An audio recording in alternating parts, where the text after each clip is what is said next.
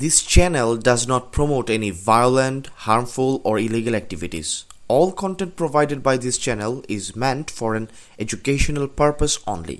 Supreme কোর্টের জ্যেষ্ঠ আইনজীবী জেডাই খান পান্না বলেছেন, একজন মুক্তিযোদ্ধা হিসেবে এখন আমি সবচেয়ে বেশি সংখ্যালঘু। আজ মুক্তিযোদ্ধার গলায় জুতার মালা দেখি, জুতা দিয়ে মারতে দেখি, কিন্তু কিছু করতে পারি না। তাই আমি সবচেয়ে বড় অসহায়।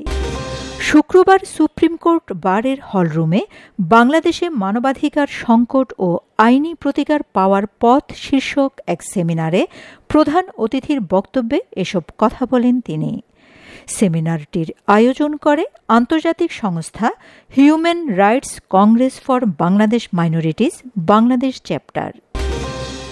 জ্যেষ্ঠ আইনজীবী জেডাই খান পান্না কথাগুলো বলার সময় কেঁদে ফেলেন। কান্নাজড়িত কণ্ঠে তিনি বলেন, জীবনে কখনো জেনে বুঝে অন্যায়ের সঙ্গে আপোষ করিনি। যারা মুক্তিযুদ্ধকে ধারণ করেন তাদেরকে অন্যায়ের বিরুদ্ধে রুখে দাঁড়ানোর আহ্বান জানান। যখন দেখে যে মুক্তিযোদ্ধার গলায় জুতার মালা, যখন দেখে যে নুরুল হুদার গালে জুতা দিয়ে পিটায়, তখন মনে হয়েছে এই জন্য আমার যুদ্ধ করা উচিত হয়। বিশ্বাস করুন, প্রতিটা রাত আমি কান্না করি যে কেন কি করতে পারতেছি না, আমার বয়সের কারণে, আমার শারীরিক কারণে।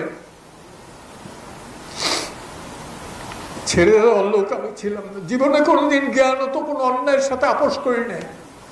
আমি পুত পবিত্র এটা বলবো না, কিন্তু জ্ঞানও তো আমি অন্যায়ের সাথে আপোষ করি নাই। আমার এই মুক্তিযোদ্ধাদের গলায় যখন দেখি জুতার মালা, জুতো দিয়ে বাড়ি দেয়, অথচ কিছু করতে পারছি না, তখন আমার মনে হয় যে আত্মহত্যা করে বোধ উচিত। তো সেই কারণে বললাম যে আপনারা না, আমি সবচেয়ে বড় অসহায়, সবচেয়ে বেশি আমি কি বলবো সংখ্যালঘিষ্ঠ। আজকে ৭১-এ যারা যুদ্ধ করেছি অনেকেই আজকে কারাগারে, যারা বাইরে আছে তারা চলতে পারে না, আমার সব যোগাযোগ আছে সবাই। কি বলবো, আর বলার কিচ্ছু নাই। আমি শুধু একটা জিনিস বলবো, আমাদের সন্তানরা যদি মুক্তিযুদ্ধকে ধারণ করে তাইলে তারা যেন রুখে দাঁড়ায়। একটা আর একটা দেখবেন, আওয়ামী লীগ আজকেও কালকেও ৫০ বছর পরে হলেও ক্ষমতায় আসবে। প্রতিবাদ কিন্তু এই গভর্নমেন্টের বেলা আওয়ামী লীগ করে না, কেউ করে না। ফার্স্ট আমি করেছি যেদিন ওয়াকারুজ্জামান বলল যে আমি জামাত এবং কাকে না বিএনপির বল না, জামাত এবং কাকে কাকে যেন সে ডাকছে, এবং আমার উপর আপনি বিশ্বাস রাখেন।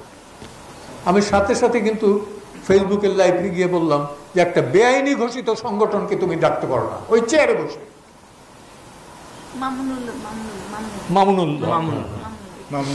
ওই চেয়ারে বসে বেআইনি ঘোষিত যে সংগঠনটার কোনো ওই নাই।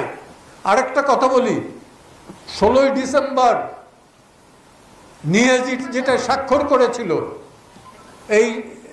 এই রেস কোর্সে সারেন্ডারের যে ডকুমেন্ট, সেখানে লেখা আছে যে অক্সিলারি ফোর্স।